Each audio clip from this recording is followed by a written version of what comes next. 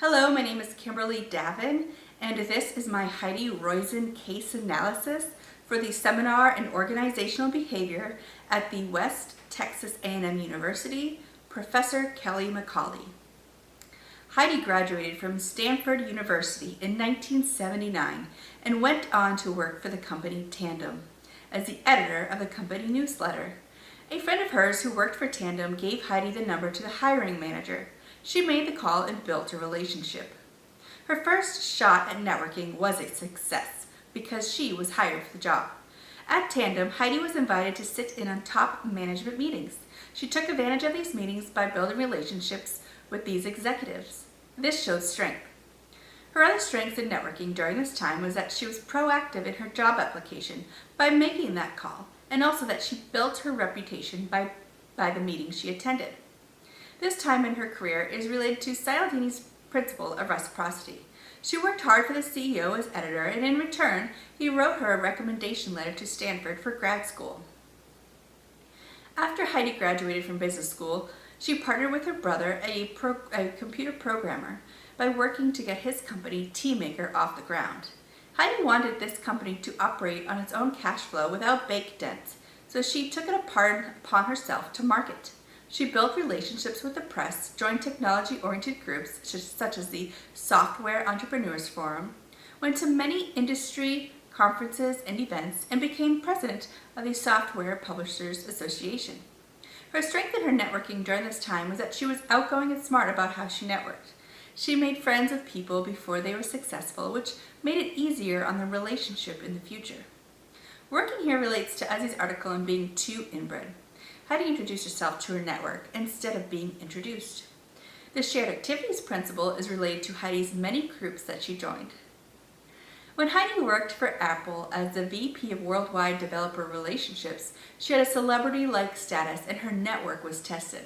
She was hired to help restore faith in the Apple brand, which was losing significant market share. Her job was to build relationships with the 12,000 software developers and ask them to stay with Apple. Her networking strength during this time was that she was more concerned about consistency and performance over frequency. She also showed strength in maintaining confidentiality. For example, she had to meet with Bill Gates with Microsoft, a competitor of Apple. Cialdini's article on consistency and voluntary commitment is related to this chapter of her career. Heidi did persuade the software developers with sticking with Apple, but they also volunteered to stay. Heidi is credited for an ad in the Wall Street Journal that included several quotes from executives showing their recommitment to Apple. Grant's Give and Take chapter on the art of motivational maintenance relates to this time in Heidi's career. She burnt out. She gave too much of herself, and that was seen in the short responses and her replies to emails. After working for Apple, Heidi went on to working independently as a venture capitalist, where she was an active outside board member for startup companies. She helped recruit for key positions, joined the board of the software press, brought people through the right doors, and established connections with two or more parties. Her strength is shown in how she believes in a win-win situation for both the startup and the network contact. She respected busy executives' time. She made the right connections. For example, Ellen Levy, a colleague from Apple, was hired with SoftBooks, all because of Heidi's recommendation. Another strength in Heidi's networking was that she was not afraid to say no to startup companies.